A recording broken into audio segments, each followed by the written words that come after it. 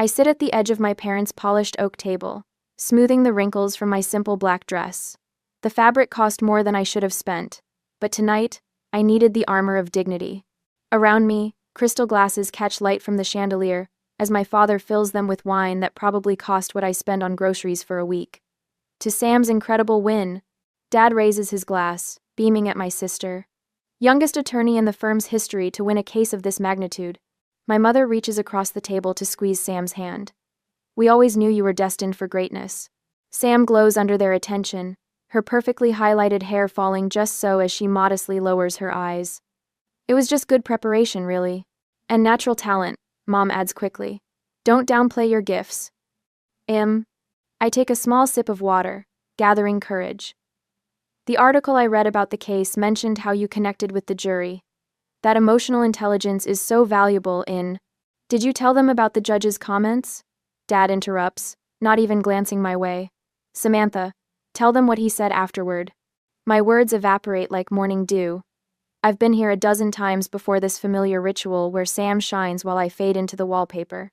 I focus on my breathing, on the weight of the fork in my hand, anything to ground myself as the conversation flows around me.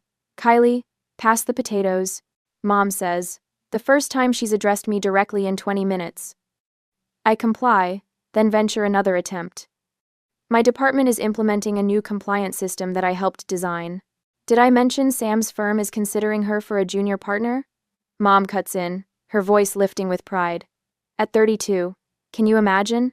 My throat tightens. I'm 29, 3 years younger than my brilliant sister, but somehow, I'm always decades behind in their eyes. Mom turns to me suddenly with that look, the one that precedes her helpful suggestions about my life. You know, if you'd finished that MBA instead of just your bachelor's, you might be further along by now. The MBA I postponed when they called sobbing about the foreclosure notice.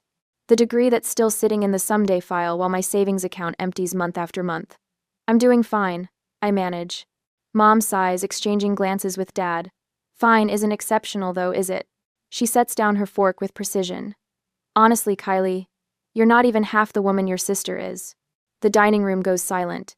Even the antique clock on the mantel seems to pause its ticking. My hand trembles around my water glass, ripples forming on the surface. I can hear my heartbeat in my ears, feel heat crawling up my neck. The words slam into me like a physical blow, stealing my breath. The clock resumes its steady rhythm. Tick, tick, tick. In that moment, something shifts inside me. 4 years of silence, 4 years of sacrifice, 4 years of invisibility. Then let her pay the mortgage for this house, I say quietly. The words hang in the air like smoke. Dad's fork clatters against his plate. Mortgage? What mortgage? Sam's champagne glass freezes halfway to her lips, her expression suddenly uncertain. Mom's face drains of color so quickly I worry she might faint. Kylie, this is hardly dinner conversation. Who wants dessert? I made your favorite apple. No. The strength in my voice surprises even me. I pull my phone from my purse, fingers trembling as I open my banking app. What are you talking about? Dad blusters, his confident facade cracking slightly. We refinanced years ago. I scroll through my transaction history, finding the first payment from 4 years ago. I turn the screen toward them. February 15th, 2021. $2,500 to prevent foreclosure. Just this once, you said. Mom stands abruptly. This is ridiculous. I'm getting dessert. March, April, May. I continued, scrolling through the evidence. Every month for 4 years, between $1,200 and $2,400, depending on what crisis came up. Clyde. Dad's face hardens. We've had some temporary setbacks in the business. You know that. Temporary? 4 years isn't temporary. I turn to Sam, whose confusion is morphing into horror. Did you know that while you were buying your condo and getting promotions, I was keeping our parents from losing their house? Sam slowly shakes her head. They told me they were helping you financially, that you were struggling. A bitter laugh escapes me. Is that what they told you? A daughter supports her family, Mom says tearfully, returning without dessert. That's how we raised you. Family comes first, always. Family comes first, I repeat hollowly. But I'm not really family, am I? I'm an ATM. The backup plan, the safety net you never acknowledge. The realization washes over me with startling clarity. All those years of trying to measure up, of accepting less, of making myself smaller to fit into the box they'd built for me, and for what? So they could drain me dry while praising my sister for achievements that my sacrifice helped make possible? Sam sets down her glass carefully. How much, Kylie? Total? I meet her eyes directly. $84,000. Dad chokes on his wine. That's preposterous. But his protest lacks conviction. He knows. They all know now. My down payment for a home, I say, my voice steadier than I feel. My MBA, my future. The dining room falls silent again. But this time, the silence feels different. Heavy with truth, with secrets exposed to oxygen for the first time. And somewhere beneath the anger and hurt, I feel something else unfurling. Freedom. Back at my apartment that night, memories flash back as lightning. The phone rings at 11:37 on a Tuesday night. I nearly ignored it, already half asleep under my IKEA comforter in my rented one-bedroom, but something intuition or anxiety makes me reach for it. Kylie? Mom's voice breaks on my name, thick with tears. I didn't know who else to call. I sit up, suddenly wide awake. What's wrong? Is someone hurt? The house. A muffled sob. We're going to lose the house. We're going to lose the house. The next minutes blur as she explains through hiccuping breaths about missed mortgage payments, about Dad's struggling architectural firm, about the foreclosure notice that arrived today. Words like 30 days and auction steps punctuate her sobs. How much? I ask, already opening my laptop, navigating to my bank account. The screen glows harshly in my dark bedroom, illuminating the savings I've accumulated over 3 years of overtime and brown bag lunches. My down payment fund for a modest Denver condo, $2,500, she whispers, just to stop the foreclosure process. Charles swears the Brewster contract is coming through next month. She pauses. Honey, I wouldn't ask, but we have nowhere else to turn. My cursor hovers over the transfer button. The colonial-style house on Maple Street has been their home for 30 years. My childhood bedroom with the window seat. The oak tree I fell from at 8, breaking my arm.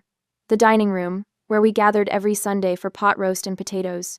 Just this once. Mom promises. Your father is mortified that I even called you. We'll pay you back the minute his commission clears. My finger clicks the mouse. $2,500 vanishes from my account, numbers shifting downward like an elevator in free fall. Thank you, sweetheart. Mom says, relief washing her voice clean of tears. We raised such a good girl. Dad gets on the phone briefly. Won't happen again, Kylie Bear. Just a tough month. His voice carries the forced heartiness I recognize from childhood.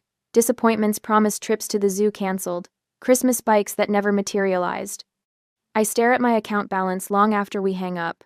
The hollowness in my stomach has nothing to do with hunger. Just this once. 3 weeks later, Mom calls again. The bank made a mistake with the payment processing. Her voice carries a different note now, less desperate, more expectant. Just $1,200 this time. I transfer the money. A month passes. Your father's client is late paying, but the business will bounce back. Another transfer. By the 6th month, I've stopped waiting for the explanations to change.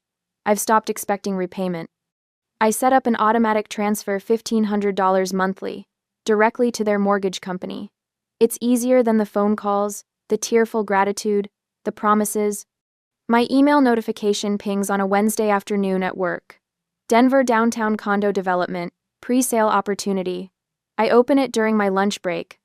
Scrolling through images of the exact starter home I've been saving for walking distance to work, in my price range, available with just 10% down.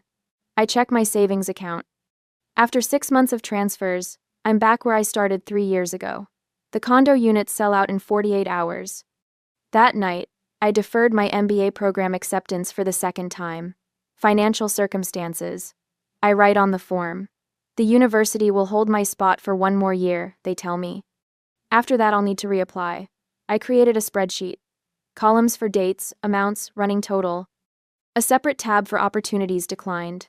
Condo, education, the trip to Spain for my college roommate's wedding. My stomach clenches as the numbers grow. 6 months becomes a year. A year becomes 2. On my lunch break, I microwave ramen noodles in the office kitchen. My phone buzzes with an Instagram notification. Mom at Marcello's, the upscale Italian place downtown, captioned Anniversary Dinner. Blessed. Dad's new golf clubs lean against their dining room wall in the background of another photo the following week. Can't make it this weekend. I text my friends who are planning a short camping trip. Tight on cash this month, the third such excuse this summer. They stop asking eventually. The credit card application rejection arrives via email. Insufficient credit history and current income to debt ratio does not meet our requirements. The same day, Sam posts photos of her condo closing. Homeowner at last. Adulting. The comments overflow with family congratulations. Your sister always had such a good head on her shoulders. Mom tells me at Easter dinner, while I sit quietly, calculating how many more months of payments until I can restart my MBA fund. Financial independence is a sign of maturity. I nod, swallowing both the irony and the instant mashed potatoes. At the office holiday party, Jessica from accounting slides into the chair beside me. You okay? You've been brown bagging it for months. Her eyes, kind behind tortoiseshell glasses, hold genuine concern rather than pity. Just saving, I say, the lie automatic by now. She studies me over her glass of cheap Chardonnay. For what exactly? Because you never actually seem to buy anything. Something in her direct gaze breaks through my practiced deflections. Over after-work coffee that turns into dinner, the story spills out 4 years, $84,000, the endless cycle of obligation. Jessica sets down her mug with a decisive click against the table. Kylie, you can't set yourself on fire to keep others warm. They're my parents. I say, but the words lack conviction. And you're their daughter, not their bank. She pulls a napkin toward her, uncaps a pen. Let's do some math. We calculate the true cost. Not just dollars, but compound interest lost, career advancement delayed, retirement contributions missed. The final sum makes my hands shake. They wouldn't understand, I whisper. Maybe not, Jessica agrees. But do you understand what you're giving up? That night, I stare at my bank app, thumb hovering over the automatic transfer. 4 years. $84,000. My finger trembles, not yet ready to press cancel, but for the first time, I can imagine doing so. Just this once, I think. I could skip just this once. See if they notice. See if they care. I press my thumb against the cool glass of my phone screen and close my eyes. When I open them, the transfer confirmation stares back at me. 1 more month of setting myself on fire. But something has shifted. In the reflection of my darkened phone screen, I catch a glimpse of determination in my own eyes that wasn't there before. As I didn't sleep after this terrible dinner, the bank app glows on my phone screen at 5:48 a.m. on Monday morning. I haven't slept. My thumb hovers over the cancel automatic transfer button as sunlight begins to peek through my apartment blinds. For 4 years, I've transferred between $1,200 and $2,400 each month to my parents' account, money that should have built my future. $84,000. A down payment on a Denver condo when prices were reasonable. The MBA, I kept deferring. A retirement fund with years of compound interest. All sacrificed to pay a mortgage that wasn't mine, for a house I don't live in, owned by people who last night said I wasn't even half the woman my sister islanded. My finger trembles as I press the button. Are you sure you want to cancel this recurring transfer? Am I? I press confirm. My stomach lurches like I've jumped from a diving board, but instead of water, I'm falling into freedom. The sensation is so foreign, I nearly reach for the trash can beside my bed. But beneath the nausea, something else blooms, relief so profound my body sags against the headboard. For the first time in 4 years, my next paycheck belongs entirely to me. The first call comes before I've finished my morning coffee. Dad's name flashes on my screen. I let it go to voicemail. Kylie. His voice is granite and gravel. What you did last night was inexcusable. We've supported you your entire life, and this is how you repay us? By abandoning your family when we need you most? Call me back. Immediately. I delete the message and block his number. By noon, Mom has left 4 messages, each more tearful than the last. By 3 p.m., I've blocked her too. Sam texts, they say you're punishing them. What's happening? They won't stop calling me. I type back, ask them about the mortgage payments I've been making for 4 years. 3 dots appear, disappear, reappear. Finally, I'm so sorry. I had no idea. The doorbell rings at 6:14 p.m. Through the peephole, I see my mother clutching a photo album to her chest. I press my forehead against the door, willing her to leave. "Kylie, honey, I know you're in there." Her voice carries through the wood. "I brought pictures from when you were little. Remember how we were always there for you? Remember your first ballet recital when you fell and your father carried you off stage? What I remember is working 3 jobs in college while Sam's tuition was paid in full. What I remember is postponing grad school to help with their temporary financial setback that somehow lasted 4 years." I don't open the door. By morning, my aunt in Phoenix has called to express concern about your poor parents. My uncle in Michigan emails about family responsibility. Cousins I haven't spoken to in years suddenly need to check on me. The family mobilization is impressive in its coordination. "They're good," Jessica says over coffee at the shop across from our office. She's the first friend I've confided in about the full situation. I've got to hand it to them, they've got the flying monkeys out in force. Flying monkeys? From Wizard of Oz. The Wicked Witch sends them to do her dirty work. She stirs her latte. It's a classic manipulation tactic. When the direct approach fails, enlist others to apply pressure. I've known Jessica for 3 years, but at this moment, she feels like the first person who's truly seen me. I made an appointment with a financial advisor. I told her. Tomorrow morning. She reaches across the table to squeeze my hand. "I'm proud of you." The financial advisor's office smells like leather and lemon polish the next day. Martha adjusts her glasses as she reviews my statements. $84,000 over 4 years. She sets down her tablet. "And they never disclosed this to your sister or acknowledged it publicly?" "No." "And you had no legal obligation to pay their mortgage?" "No." "Then what you've experienced is financial exploitation." She leans forward, voice firm. "Family exploitation is still exploitation, Kylie." Hearing someone in authority name it sends a shiver down my spine. I've been exploited. Not helped, not supported, my family exploited. "Let's make a personal budget," Martha says, "one that prioritizes your future." When she shows me the projection of where I could be in 5 years without the drain of my parents' mortgage, tears spring to my eyes. College funds for future children. Retirement contributions that actually match my company's offering. A down payment fund that grows instead of depleting monthly. This is what financial health looks like, Martha says gently. The next morning, I opened my first investment account with the $1,400 I would have transferred to my parents. The act feels like planting a flag on distant territory. This money is mine. This future is mine. That afternoon, I enrolled in the graduate course I've deferred for 7 consecutive semesters. "Welcome back, Miss Anderson," the admissions counselor says. "We've held your spot." 3 weeks have passed. The calls from extended family taper off. Sam texts occasionally careful, neutral messages that skirt the edge of our family's new reality. My parents alternate between radio silence and escalating attempts at contact. I've rehearsed what I'll say when I finally speak to them. Jessica helps me craft the script, and I practice in front of my bathroom mirror. "I love you, but your mortgage is not my responsibility." Simple, direct, unassailable. The knock comes on a Sunday evening, as I'm reviewing case studies for my first graduate class. No peephole check is necessary. I know who it is by the cadence of the knock, 3 sharp raps. My father's signature. I open the door to find both parents standing in the hallway.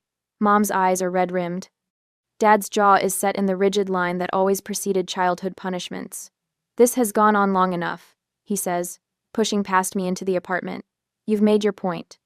My mother follows, her hand reaching for mine. I step back. "Your behavior is destroying this family," Dad continues, pacing my small living room. "Do you have any idea what people are saying?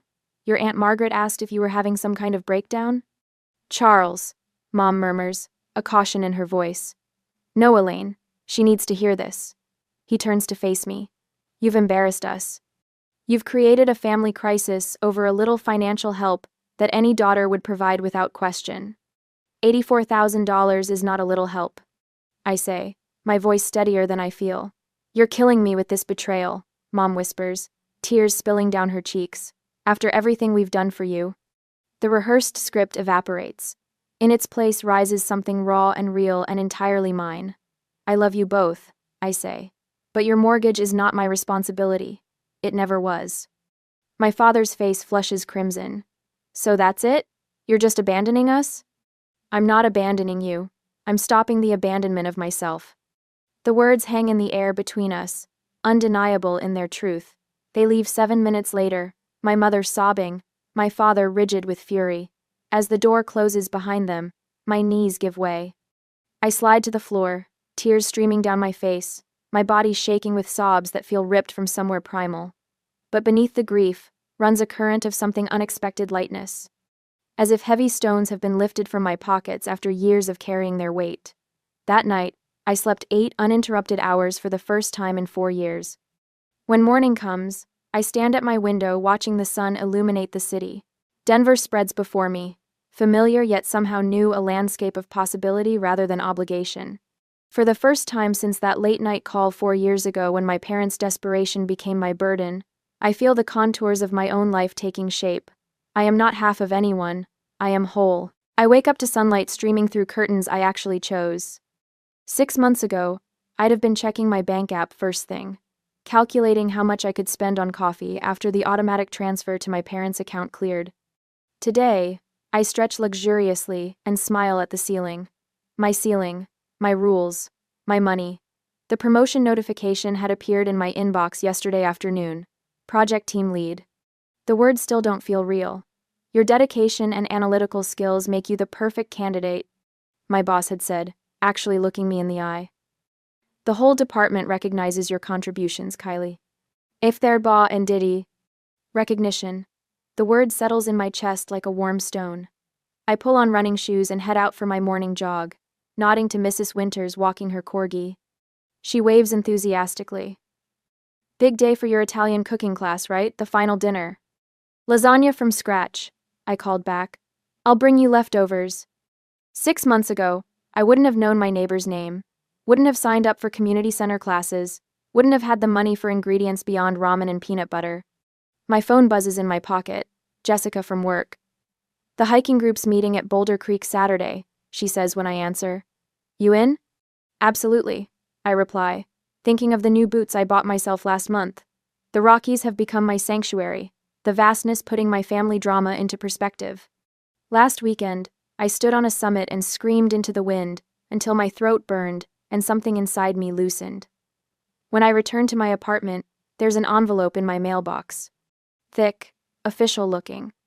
I open it standing right there in the lobby, my heart hammering as I unfold the letter. Dear Miss Anderson, we are pleased to inform you of your acceptance. I press the letter to my chest, vision blurring. Graduate program.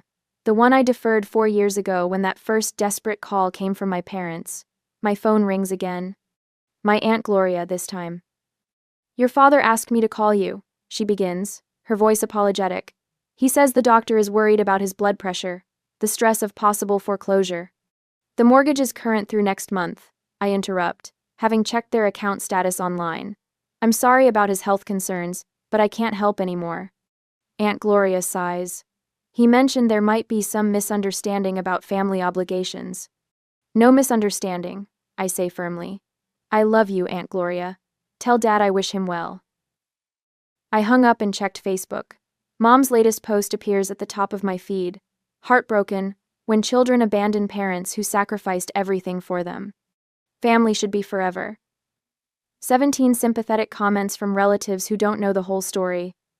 I close the app without responding and turn to my email. Sam has sent a tentative message. They're saying some worrying things about money. Are they really facing foreclosure? I'm confused about what's happening. I type back. They have options they're unwilling to consider. I'm happy to explain everything if you want to hear my side. Before I can overthink it, I send the email and head to the shower. Work awaits, and today I'm leading the morning briefing on our new compliance system, my system, the one I designed. The meeting room falls silent when I walk in. 6 months ago, I'd have assumed it was dismissal. Today, I recognize respect. The implementation numbers are impressive, says Thomas, our director. Kylie's design has reduced processing time by 32%. My colleagues applaud. Not polite golf claps, but genuine appreciation. I stand straighter and begin my presentation with confidence I'd never have recognized in myself before. That afternoon, my desk phone rings with an unfamiliar number. Kylie Anderson? This is Marissa Johnson, with Parker Executive Search. I'm calling about a director position in Seattle. I nearly dropped the phone. I'm sorry? Your name was recommended by someone who was very impressed with your compliance system design. The position is with Westlake Financial Technologies. Would you be interested in discussing it? My mouth goes dry. Seattle? 45% salary increase from your current position, plus equity. I scribble the number on a post-it, promise to call back, and sit stunned at my desk. Seattle. 3 states away from the magnetic pull of familial obligation. A director position leapfrogging 2 management levels. That evening, I opened my laptop and requested a virtual tour of apartments in Seattle. The realtor shows me a 14th floor unit, with floor-to-ceiling windows. The Space Needle gleams in the distance. What's the price range? I ask cautiously. She names a figure that, 6 months ago, would have been impossible. But now, with no mortgage payments draining my account, I pull up a spreadsheet and calculate quickly. 2 years of the offered Seattle salary would equal 4 years of what I'd paid toward my parents' mortgage. The phone rings. Sam. I talked to Dad, she says. He admitted everything. 4 years of you paying their mortgage while they told me you were struggling and they were helping you. Her voice breaks. They took advantage of you, Kylie. I'm so sorry I didn't see it. Something shifts inside me, the last piece of a puzzle clicking into place. It's not your fault. Are you really considering Seattle? She asks. Mom and Dad heard through the grapevine. They're furious you didn't tell them first. I laugh softly. Seattle feels right. I'm ready for something bigger than myself. That weekend, I began packing my Denver apartment. Each item goes through a simple test. Does this serve my future, or anchor me to the past? The pile for donation grows larger than the pile to keep. My phone pings with a text from the Seattle company. The contract is ready for electronic signature. Benefits begin on day 1. Relocation assistance included. I look around my half-packed apartment, at the graduate program acceptance letter on my fridge, at the hiking boots by the door. For the first time in my adult life, everything I own represents choices I made for myself. I signed the contract. A month after signing the contract, I stand at the panoramic window of my Seattle condo, watching dawn paint Mount Rainier in hues of amber and rose. 14 floors above the city, I've built a life where I matter, where my voice carries weight. My phone buzzes on the granite countertop. Another text from Mom about how they're managing without my support. I ignore it, sipping coffee that costs more than I would have allowed myself in Denver. Small luxuries no longer trigger guilt. The second buzz isn't from my parents. It's Grace, my former neighbor in Denver. Thought you should see this. Sorry. I tap the attachment. The image loads slowly, pixel by pixel, as if my phone is trying to protect me from what it contains. A vinyl banner stretches across my parents' Tudor-style facade. Bold red letters against white. Congratulations, Sam, for saving the family home. My coffee cup hits the hardwood with a crash. Hot liquid splashes my bare feet, but I barely register the burn. My lungs compress as if squeezed by invisible hands. 4 years, I whisper to the empty room. $84,000. I sink to the floor, ceramic shards pressing into my palms. Not from weakness this time. From rage so pure it requires anchoring to the physical world. They've erased me. Again. But worse, they've rewritten history entirely. When my breathing steadies, I retrieve my laptop and open my banking app. 4 years of statements. 4 years of transfer confirmations. Texts from Mom with variations of just this once and we'll pay you back soon. I find the email folder labeled family and extract every desperate plea. Dad's business failures, Mom's medical bills that insurance inexplicably rejected, the roof, the plumbing, the property taxes they forgot were due. The printer hums as I create a paper trail of their deception. While it works, I forward each piece of evidence to my personal email, then to a separate account I've created solely for this purpose. Digital receipts of years of manipulation. My phone rings. Sam's name flashes on the screen. Have you seen it? She asks without preamble. The banner? Yes. Kylie, I swear I had nothing to do with this. They told everyone at church that I've been making their mortgage payments since you abandoned them. I laugh, a hollow sound that bounces off the walls of my expensive condo. Of course they did. There's more, Sam continues, her voice dropping. They're hosting a family appreciation dinner next weekend, to honor my sacrifice. The formal invitation arrived in my email that afternoon. Cream-colored electronic stationery with flowing script. Join us in celebrating Samantha's selfless dedication to family values. Mom's voicemail follows. We hope you can set aside our differences to celebrate your sister. Family should support each other in times of recognition. Family should support each other in times of recognition. I trace my finger over the date. Next Saturday. I could book a flight. I should book a flight. I dial Jessica, my former coworker who first helped me see the patterns. They're crediting Sam with paying their mortgage. I tell her, my voice surprisingly steady. They're throwing her a party for something I did for 4 years. Jessica's silence speaks volumes before she responds. What are you going to do? I'm going to Denver. To confront them? No, I say, clicking open my laptop. To tell the truth. Saturday evening, I stand on the familiar porch. Inside, voices mingle with classical music. Dad's carefully curated playlist of impressiveness. I'm wearing a tailored charcoal suit that cost more than I would have spent on 3 months of clothes in my old life. Power armor. The folder under my arm contains every record, printed in duplicate. My laptop bag holds a flash drive with a presentation I've prepared with meticulous detail.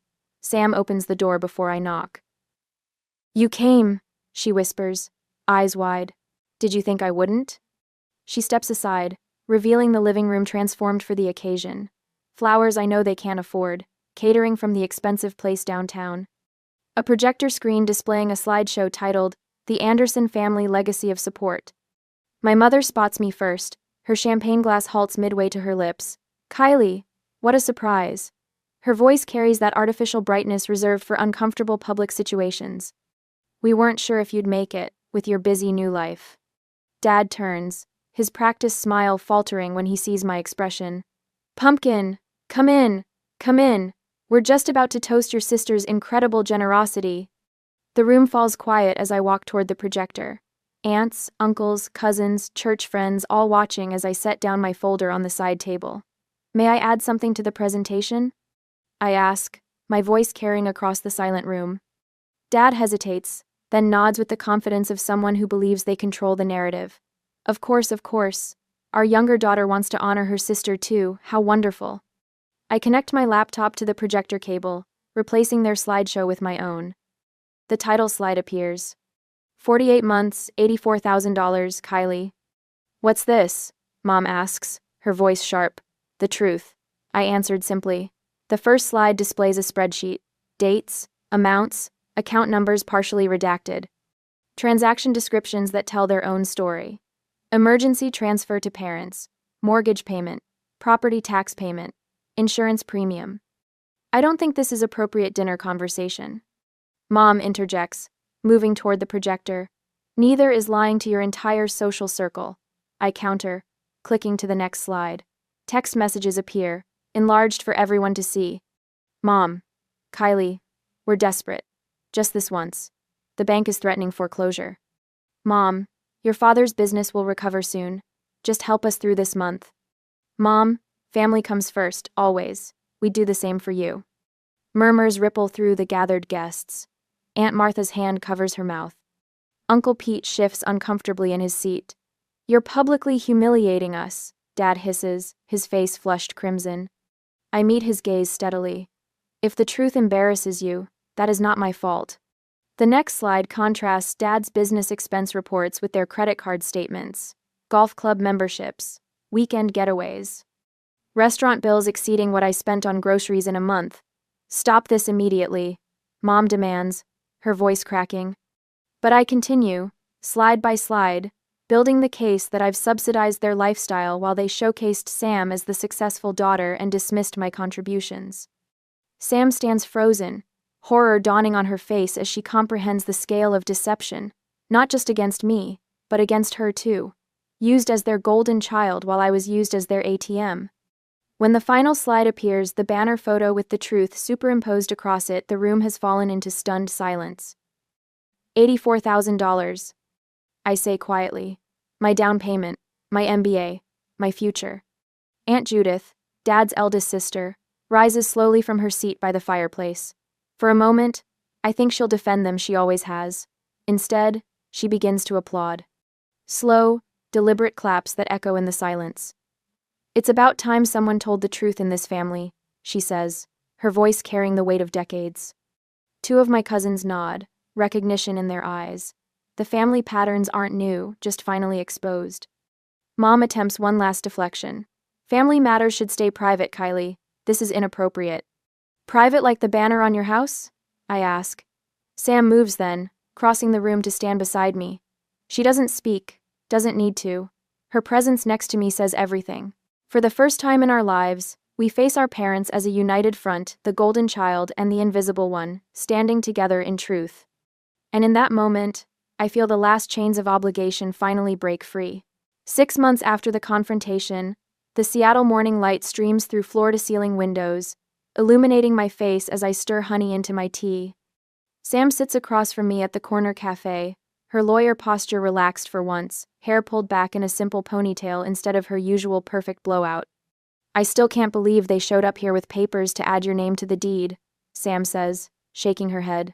After everything. I smile, watching ferry boats cross Elliott Bay.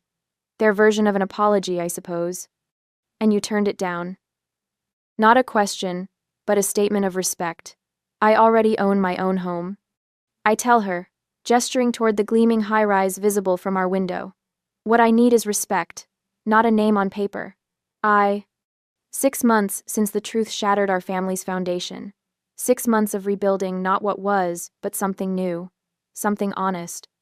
My phone buzzes with an industry newsletter notification. Anderson Team wins Innovation Award for Compliance Solution. My team, my leadership. Sam notices my smile. Another win? I show her the screen. Vice President sounds good before my name, doesn't it? Better than mortgage payer in secret. She reaches across the table, squeezes my hand. You're speaking at that finance conference next month, right? Ethical leadership panel. I laugh at the irony. Apparently standing up to financial exploitation qualifies me as an expert. Later that evening, I lace up hiking boots as 3 friends wait by the door. No elaborate excuses about tight budgets. No calculating whether I can afford gas.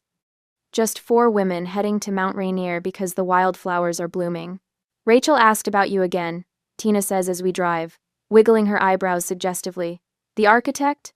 Heat crawls up my neck that has nothing to do with embarrassment and everything to do with possibility. Dating without financial anxiety feels like breathing new air.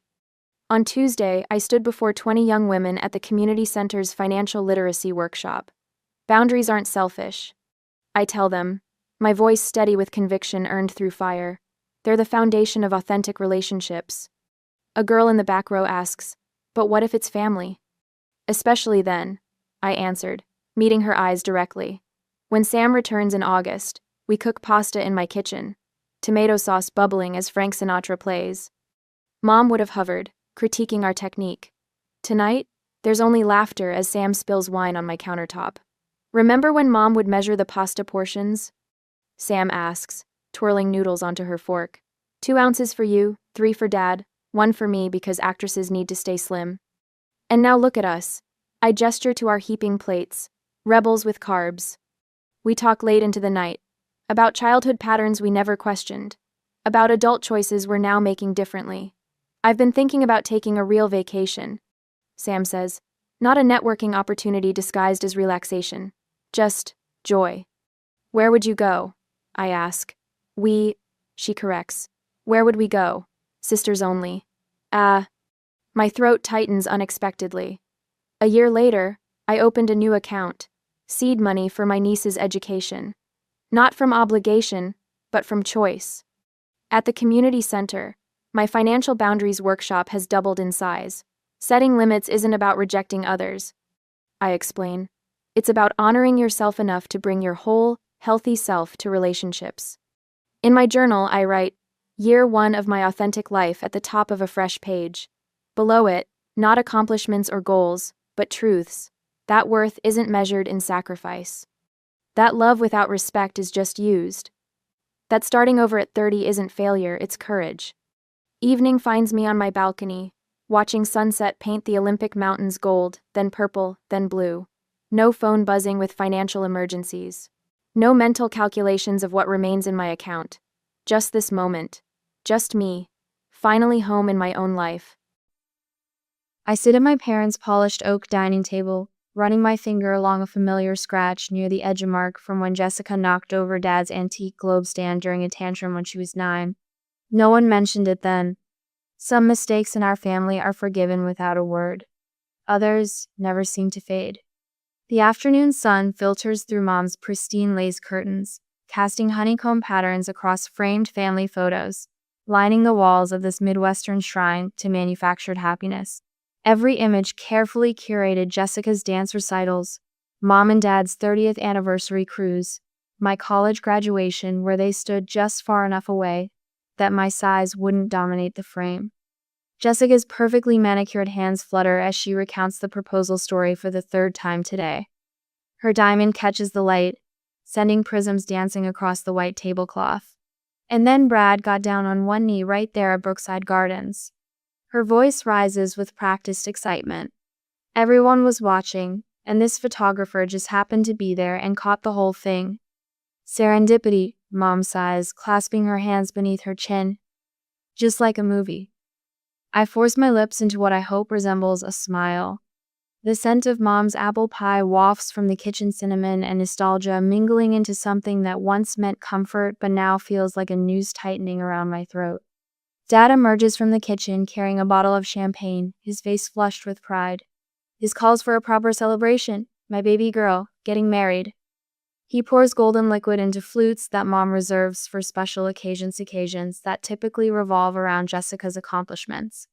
I've never warranted the good crystal. To Jessica and Brad, Dad raises his glass. To a beautiful wedding and a beautiful life. We clink glasses. I take a small sip, the bubbles bitter on my tongue. Jessica turns to me, her smile sharp as a paper cut. So, Amanda, what do you think about being my maid of honor? Something warm unfurls in my chest, a dangerous feeling called hope. After all these years, could this be an olive branch? A chance to repair what broke between us somewhere between childhood and now?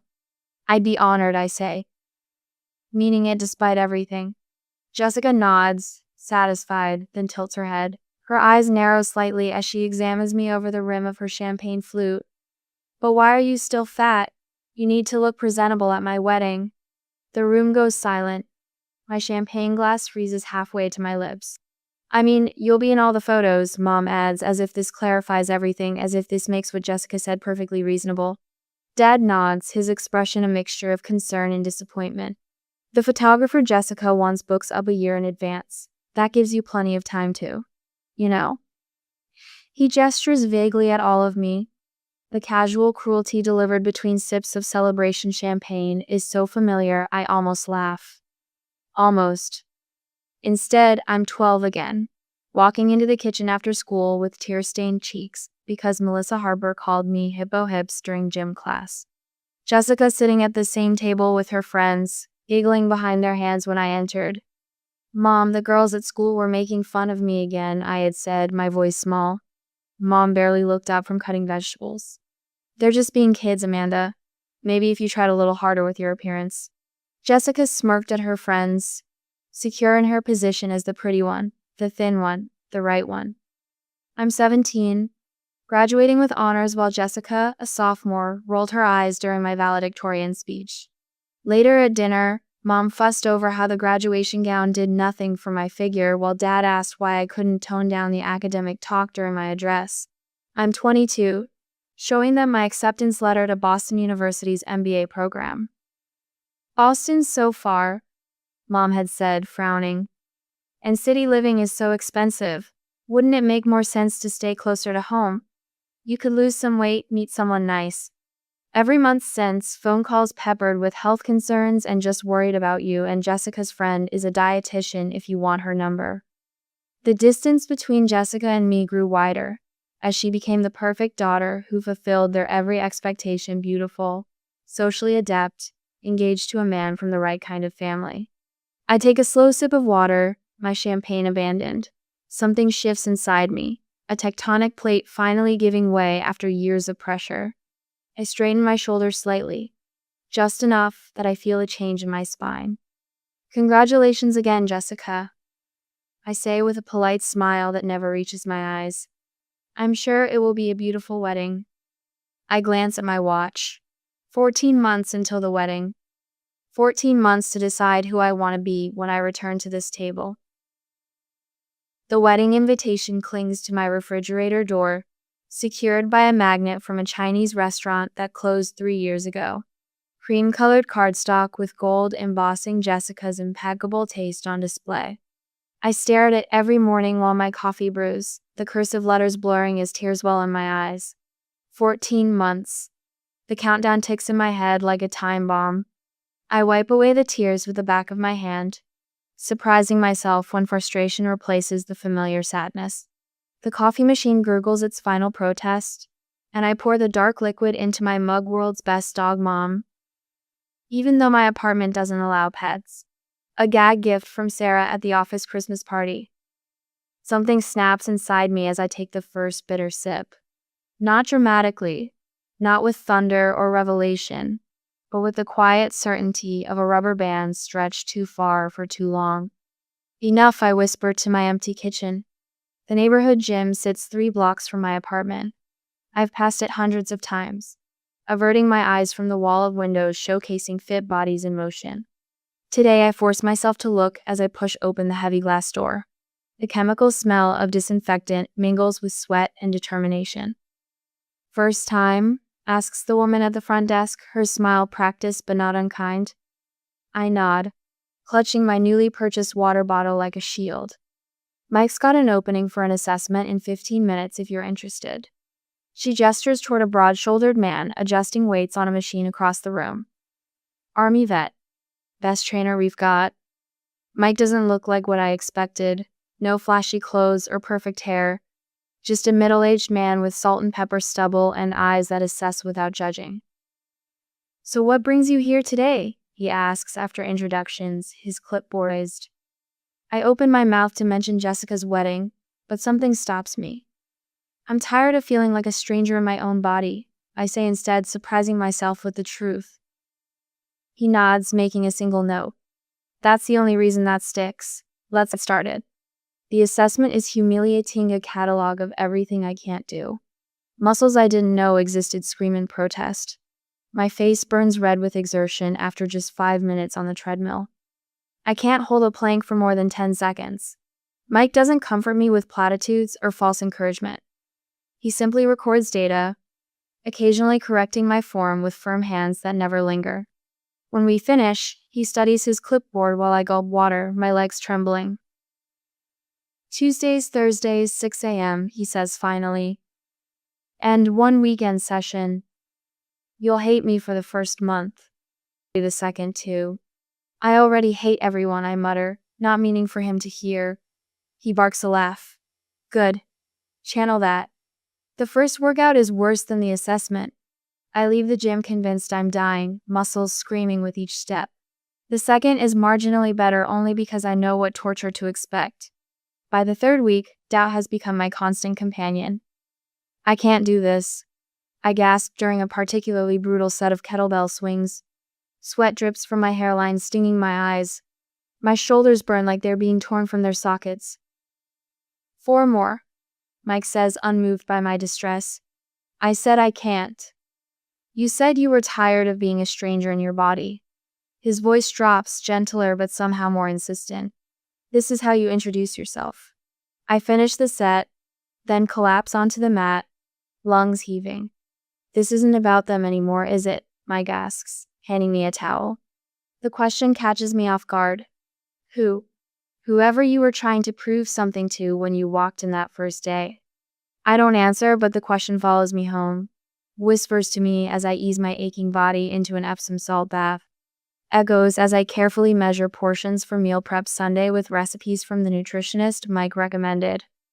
During our 8th week, something shifts.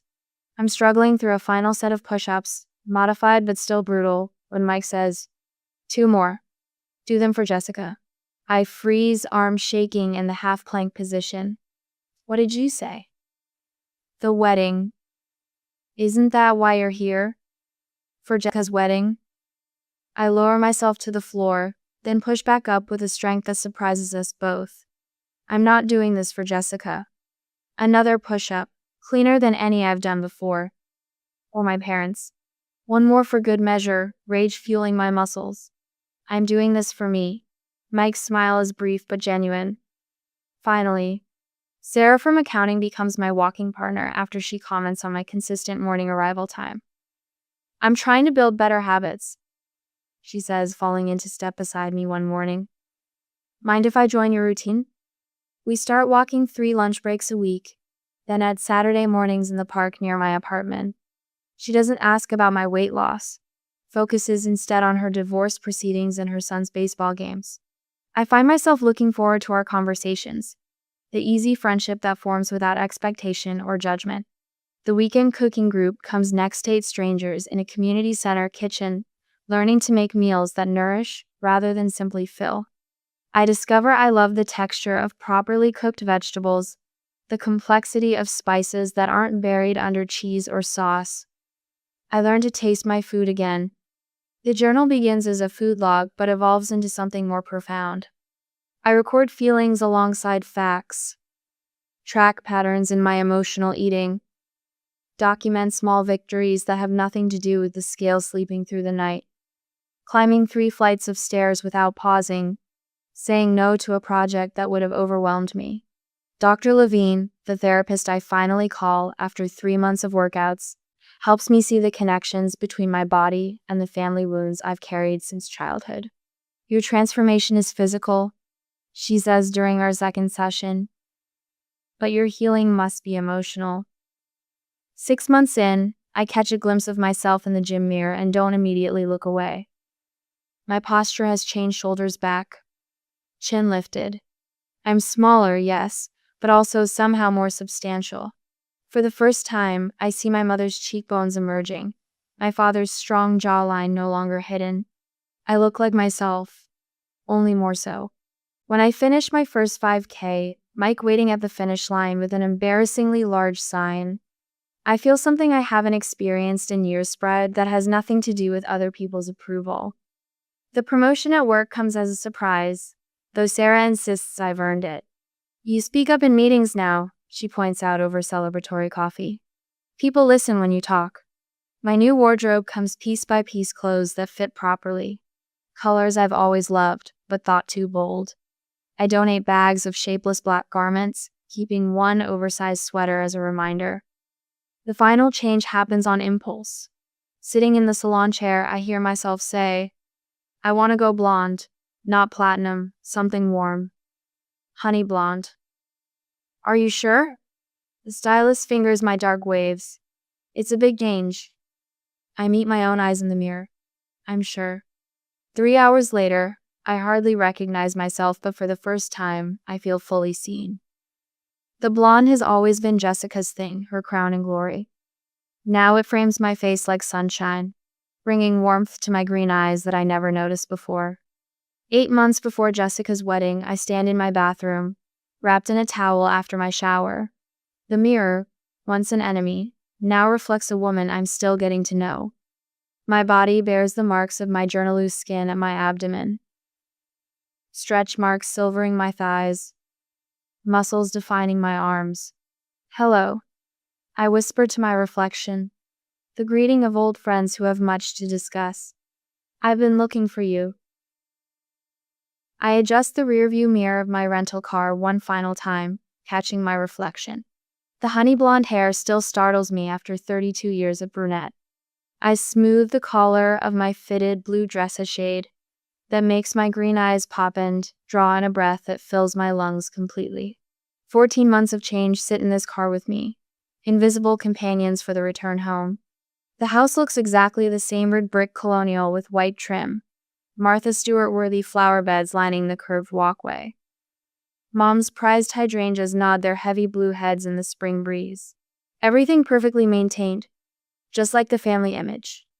I grip the small overnight bag in my right hand, knuckles whitening. One more deep breath. In through the nose, out through the mouth, just like Dr. Levine taught me. The dashboard clock reads 4:58 p.m. I'm exactly 2 minutes early for family dinner and wedding planning discussions. My heels click against the concrete path, each step deliberate. The sound feels different now, confident, purposeful. The doorbell chime echoes inside, followed by Mom's distant, "Come in." I turn the brass knob and step inside. They're already gathered in the living room, Dad in his leather recliner with reading glasses perched on his nose. Mom and Jessica on the sofa, surrounded by bridal magazines. 3 heads turn toward me in unison. Mom's coffee cup freezes halfway to her lips. Dark liquid sloshes over the rim, staining the pristine cream-colored sofa, but she doesn't notice. Jessica's mouth falls open, lipstick perfect, but eyes widening in unmistakable shock. Dad removes his reading glasses slowly, as if they're somehow distorting his vision. 14 months of transformation stand in their entryway, and for once the Jenkins family has nothing to say. "Hi everyone." My voice sounds different in this house, clearer, steadier. Sorry if I'm a little... Mom recovers first, setting down her cup with a clatter. "Amanda? Is that? You look so... different." Jessica finishes, her eyes scanning me from head to toe. "You look like a completely different person," Dad says, rising from his chair. I hardly recognize my own daughter. The silence stretches between us like taffy, sweet on the surface, but with a tension that threatens to snap. I step further into the room, placing my bag beside the entry table. "You've lost so much weight," Mom finally manages, her voice a mixture of awe and something else, something that prickles the back of my neck. "About 80 pounds, I answer matter-of-factly. "I've been working her in Boston." 80 pounds? Jessica echoes, her voice higher than usual. That's incredible." Dad circles me like I'm a sculpture in a museum. "You must have been working out like crazy. You look great, kiddo." "Thank you." I accept their stunned compliments with a small smile, watching their faces carefully. The initial shock is shifting into something else. Mom's eyes narrow slightly. "I hope you didn't overdo it. Crash diets can be so dangerous." "No crash diet," I assure her. "Just consistent work with my trainer Mike, better nutrition and time." Jessica stands, smoothing her cream-colored dress. Did you get surgery or something? No way you look this good naturally." There it is, the first undermining jab. The familiar sting feels distant now, like watching someone else get pinched. "Just hard work," I repeat, meeting her gaze directly. "Well, sit down, Mom says, patting the sofa. "I made your favorite chicken casserole, though I suppose you don't eat that." "I eat everything in moderation now," I say, taking a seat across from them rather than squeezing between them sofa as expected. "The blonde is different," Mom adds, tilting her head, lips pursed. "It doesn't really suit you. Jessica's the blonde in the family." My sister touches her own platinum locks protectively, as if I'd somehow stolen them from her head. "Your mother's right," Dad chimes in, nodding decisively. "You've always been the brunette, Amanda. You should stick to what suits you." I feel my smile stiffen but keep it in place. I wanted a change. "But blonde isn't really you," Jessica insists, her voice sharpening. "And with the wedding photos, wouldn't it be better if you went back to your natural color?" Her eyes narrow slightly. "Seriously, did you get surgery? There's no way you look this good naturally. You must have done something else." "No surgery," I say, meeting her gaze directly. "Just 14 months of hard work." "Well," Mom interjects, "I hope you don't lose any more. You're starting to look gaunt in the face." Dad nods in agreement. "Don't overdo it. No one likes a woman who's too obsessed with her appearance." The irony of his statement hangs in the air between us, but only I seem to notice it. I watch their faces carefully, Mom's thinly veiled disapproval, Dad's uncomfortable frown, Jessica's tight smile. The realization washes over me in a wave of clarity.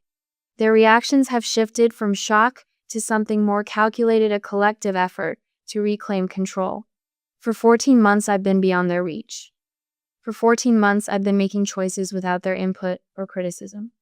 For 14 months, I've been becoming someone they can't diminish with a casual word over dinner. And it terrifies them. "The wedding's still 4 months away," I say evenly.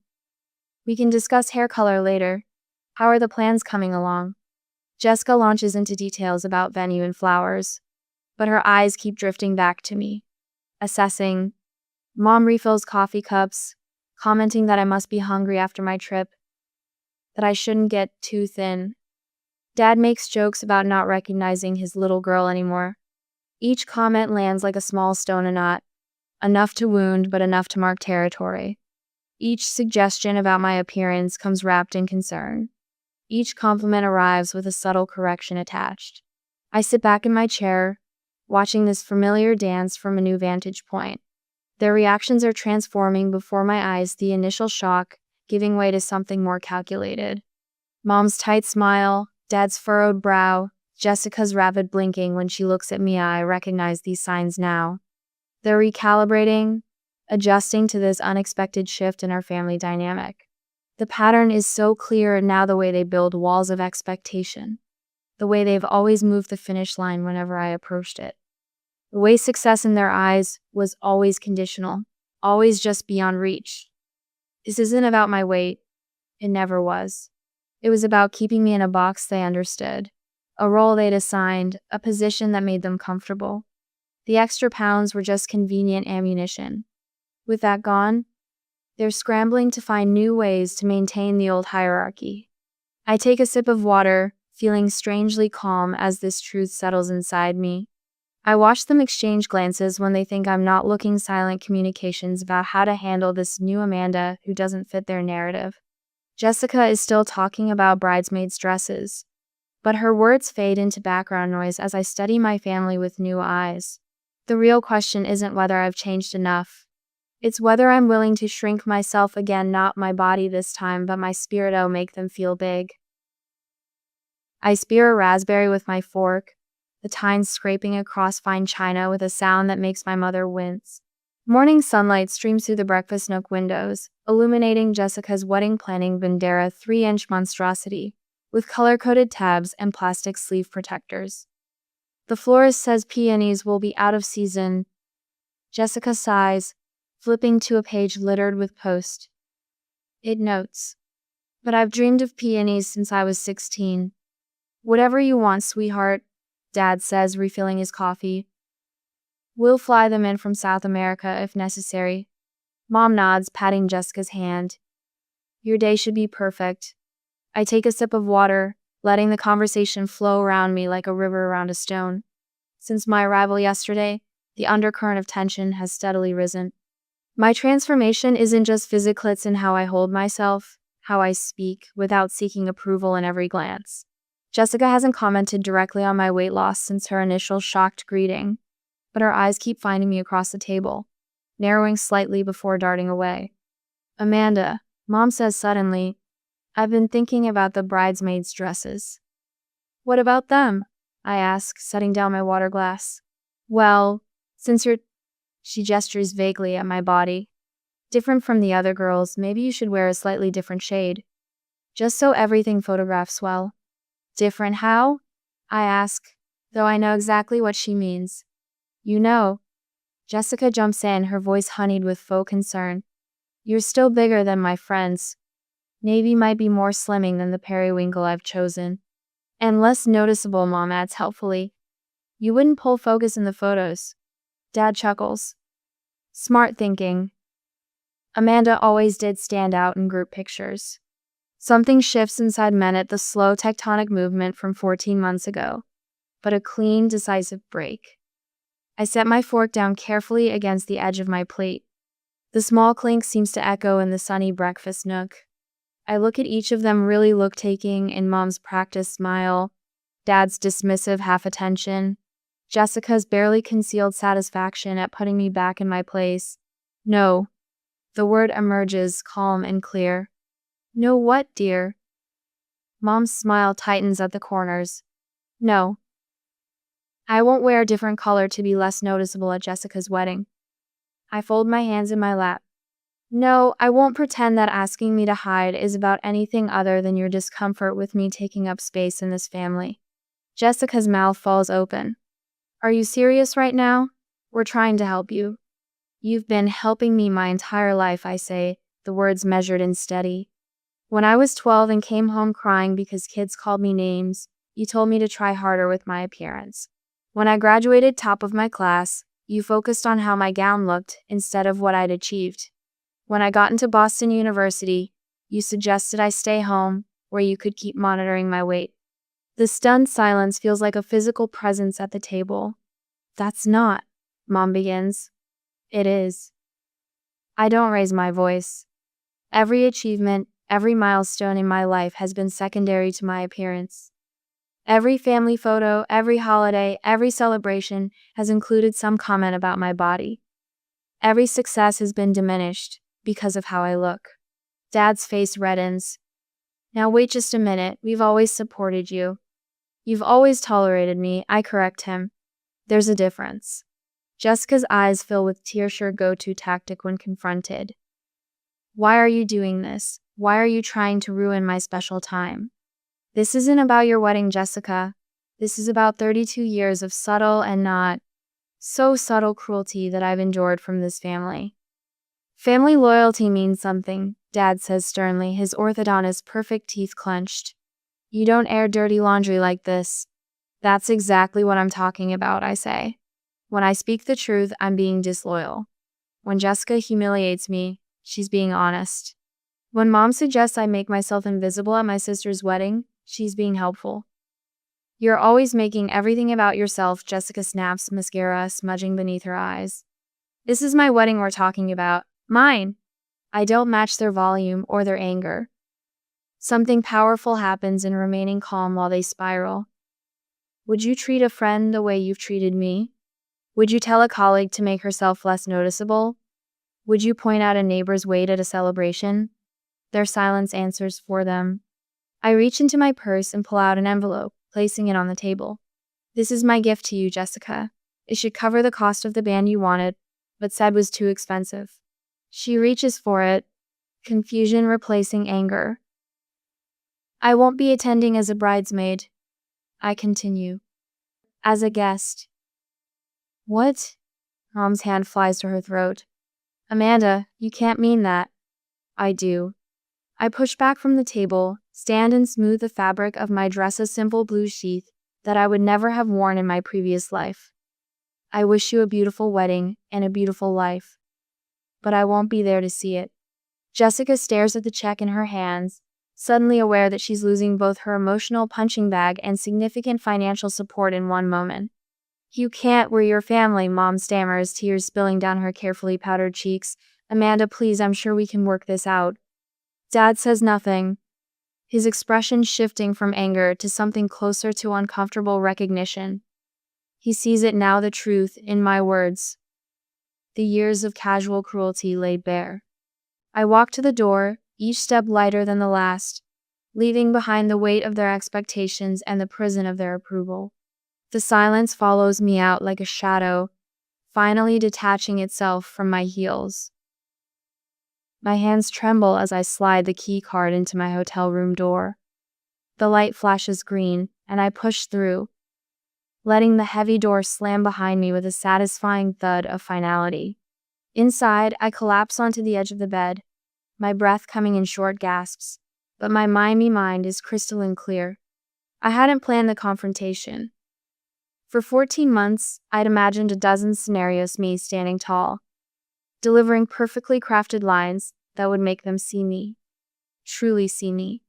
Instead, the moment arrived organically, born from Jessica's casual cruelty over wedding seating arrangements. We'll put Amanda at the corner table with the cousins, she'd said, not bothering to lower her voice as I returned from the bathroom. That way she won't be too visible in the group photos. Something inside me, something that had been building since that first dinner 14 months ago, simply snapped into place. Not with anger or drama, but with a quiet certainty. My phone vibrates against the hotel nightstand the 7th time in 30 minutes. I glance at the screen. 3 missed calls from Mom, 2 from Dad, and 17 unread text messages from Jessica. I pick up the phone and scroll through them without opening. The preview bubbles tell the story. How dare you embarrass me like? And always making everything about your feelings. And selfish after everything we've... I set the phone down without reading further. The accusations are familiar, I've heard their echoes my entire life. But now they sound different. Like a foreign language I once spoke fluently, but have since forgotten. My voicemail notification chimes. Mom's voice fills the room when I play it. Amanda Louise, I don't know what got into you today. Your father and I are. Her voice cracks with practiced emotion. We're very disappointed. To treat your sister this way during her special time is... I raised you better than this. The message ends, and another begins. Mom again, her tone hardened. The caterer needs final numbers by Tuesday. I expect you'll have come to your senses by then. Another beep, another message. This time it's Dad, his voice low and uncomfortable. Amanda. Call your mother. This is getting out of hand. I delete them all with 3 quick taps. The room's silence envelops me. For the first time in hours, I breathe deeply, filling my lungs completely. I kick off my shoes and lie back against the hotel pillows, staring at the textured ceiling. When my phone rings again, I nearly silence it without looking. But the screen shows Aunt Martha instead of my expected tormentors. Amanda, are you all right? Her voice is warm, concerned. I was there. I saw everything. I'm okay, I say, surprised to find it's actually true. I'm at the Marriott. Good for you, she says, and I hear genuine approval. I've been waiting 30 years for someone in this family to say what needed saying. Martha, Dad's older sister, the family's black sheep for choosing art over marriage, has always been a peripheral figure at family gatherings. I suddenly realize I know almost nothing about her. They'll never forgive me, I say. Not entirely sure if that's a lament or a liberation. Forgiveness isn't what you need from them, sweetheart. Her voice carries decades of understanding. What you need is to forgive yourself for believing you deserve their treatment. A weight I didn't know I was carrying lifts from my chest. By Sunday evening, the battlefield has expanded beyond the dining room. Jessica's carefully curated Instagram page features a somber post about family heartbreak and facing adversity before the happiest day of my life. The comment section overflows with sympathy and outrage. On her behalf, distant cousins I haven't seen since childhood send messages asking what's wrong with me. Mom's sister calls to just understand both sides. Dad's golf buddy's wife stops Mom after church to offer condolences as if someone had died. I watch it unfold from the quiet distance of my Boston apartment, where I returned after checking out of the hotel at dawn. I type no responses, offer no defenses. The story they're crafting doesn't require my participation. Only Aunt Martha calls regularly, sharing her own stories of family alienation with dry humor that makes me laugh despite everything.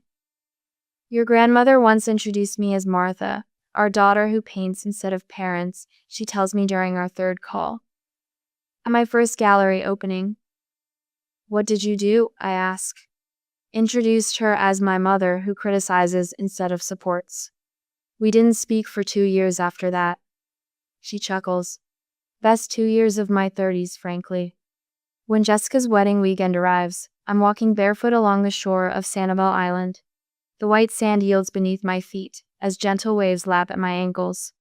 My phone stays in my beach bag, powered off, nestled beside sunscreen and a dog-eared paperback.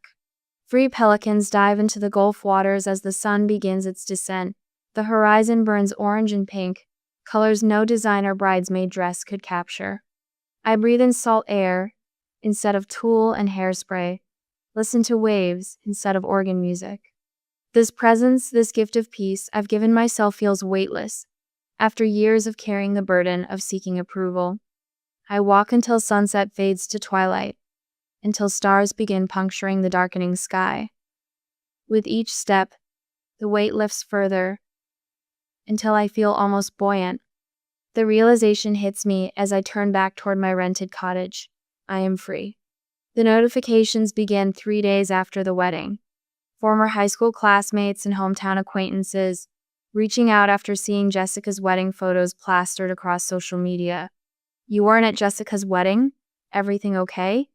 Then, Unexpectedly, private messages that surprised me.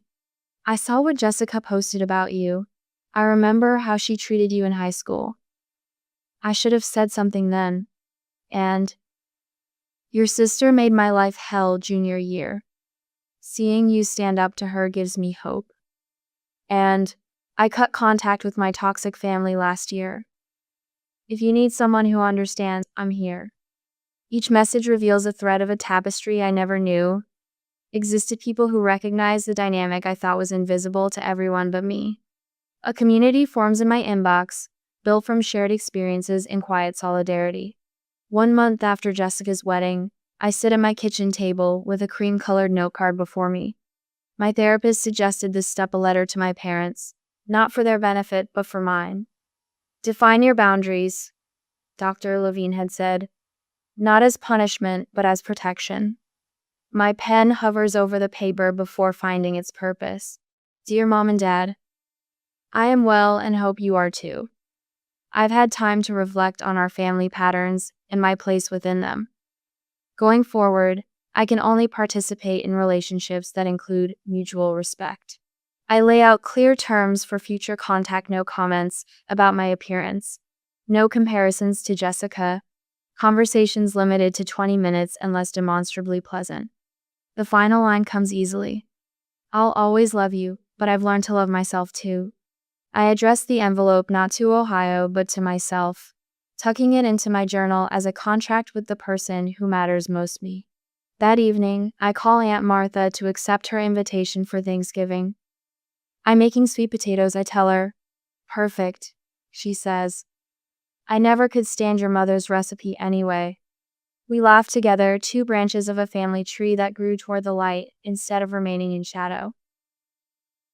I stand in the doorway of my Boston apartment kitchen, watching the golden November light spill across faces that have become more familiar to me than those I share DNA with. Aunt Martha's silver-streaked hair catches the light as she leans forward, laughing at something Sarah just said. Mike, who pushed me through those first grueling workouts, gestures expansively while telling a story to Raj from my cooking group. Elena from marketing arranges a final dish on my dining table, the same oak as my parents, but without the weight of disapproval etched into its surface. The scent of sage and rosemary mingles with cinnamon and nutmeg spices I've learned to use fearlessly in the past year. My apple pie cools on the counter, made with my mother's recipe but altered with less sugar. More cinnamon made mine. Need any help? David asks, suddenly beside me. His hand brushes mine, a gentle presence that still surprises me after 3 months of dating. Unlike other men I've known, he never seems to be evaluating whether I'm enough. Just taking it all in, I say, squeezing his fingers. The promotion came in February, senior analytics manager, with a team of my own. I'd rushed to call home before remembering I didn't need to anymore. Instead, I'd called Aunt Martha, who'd whooped so loudly I had to hold the phone away from my ear. You always had it in you, she'd said. You just needed to believe it yourself. My first presentation to the board last spring had gone flawlessly, me voice steady, my data impeccable. No one commented on my appearance. They were too busy implementing my recommendations. The quarterly results spoke for themselves. The weekly calls with Aunt Martha have become my anchor, her artist perspective, helping me see beauty in unexpected places, including myself. Families are like paintings, she told me once. Some need to be restored, others are better appreciated from a distance. My laptop chimes from the living room, probably another email. Last week, it was from Dad. Thinking of you, it had said. The house feels empty this time of year. Not quite an apology, but an acknowledgement of absence. Mom still sends terse updates about relatives and neighbors, carefully avoiding any reference to what happened. Her last message included a link to a diet program, Old Habits Dying Hard, but ended with, "You looked well in your Facebook photo." A grudging olive branch I've chosen to accept with the same measured distance. Jessica's Christmas card arrived early this year. A formal family portrait of Brad, their new golden retriever puppy. Season's greetings, the Matthews family, printed in elegant script. No personal note, just her signature. I've placed it on my bookshelf rather than the trash progress of a sort. Amanda? Elena calls from the dining room. We're ready when you are. I carry the carved turkey to the table, remembering last Thanksgiving's silent meal at my parents' house. The contrast between then and now sends a wave of gratitude through me so powerful I need to steady myself. Before we start, I say, looking at these faces that have become my chosen family, I want to thank you all for being here, not just today, but throughout this year. Last month, I started volunteering with a youth program for teenagers struggling with body image. Melissa, a 15-year-old with eyes too old for her face, had confided that her mother and sister constantly criticized her weight. Your worth isn't measured by their approval, I'd told her, the words rising from a well of hard-earned wisdom. It's measured by your kindness, your courage, your willingness to stand up for yourself. Seeing recognition dawn in her eyes, I'd glimpsed my own journey reflected back the painful path that led to this moment. Now I raise my glass to these people who've helped me redefine family, to connections built on respect and acceptance, to new traditions, Aunt Martha adds, her eyes shining with unshed tears. On my coffee table sits a photo album filled with moments from this redemptive year: hiking trips, cooking classes, my first 10K finish line. Beside it stands an empty frame and not waiting to be filled, but a reminder of what I've left behind and what lies ahead. The conversation flows around me as I touch the door frame, grounding myself in this new reality. I'm Amanda Jenkins, and I finally found my way home.